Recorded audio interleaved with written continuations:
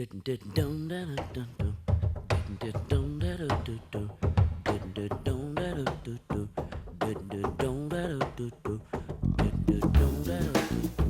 the dream of many to become a pop star and ride the Korean wave known as Hallyu.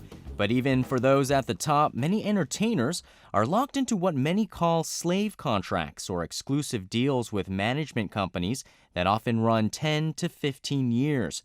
Last month, 3 members of Korean pop group Dongbangsingi, otherwise known as TVXQ, sued their management agency, SM Entertainment, which has alarmed many of its fans over a possible breakup. The group says they have not received adequate compensation for their work and are locked into only one agency during the best years of their careers. According to veteran musician Han Dae-soo, it's a common occurrence. You get into this slavery contract which can last up to 20 years sometimes. 10 years is basic in Korea. That's the prime of your life, and you belong to a certain agency in that golden time of your life. But Kim Tae-hyung, director of the Korea Entertainment Producers Association and a former K-pop star himself, says these long-term contracts are necessary because of the enormous investment made to groom young stars. Training to become a singer these days is much different from the times when I was performing.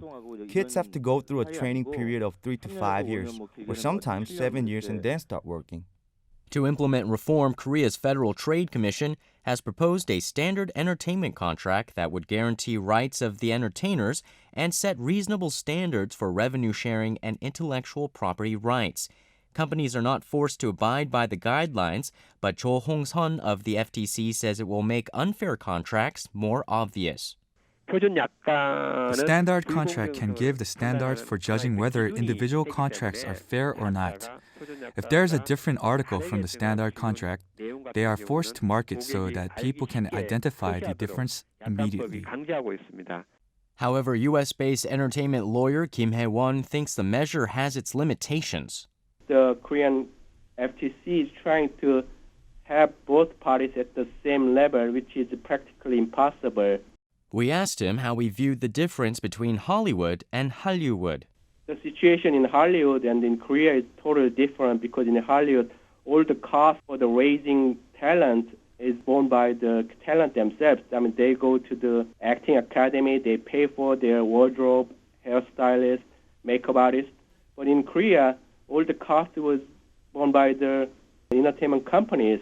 This investment seems to be the big dividing wedge, but musician Han Dae-soo says that artists who develop talent on their own will lead the future. There's a big problem with the singers. Singers themselves have no philosophy, number one. Number two, they're not that talented. So therefore, they rely on the talent agencies to tell them what to do. If you have talent, if you have great voice, and you know your style, and you have a philosophy about life, then the singers can be more independent. Dongbangsingi's hearing began today, and many are anticipating its effects on the industry.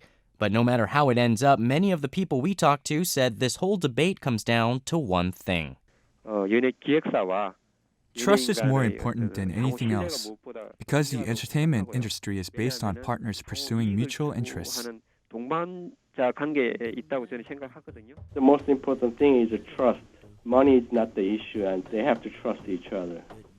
Which makes show business like no other business on earth. For Viewpoint, I'm Sean Lim.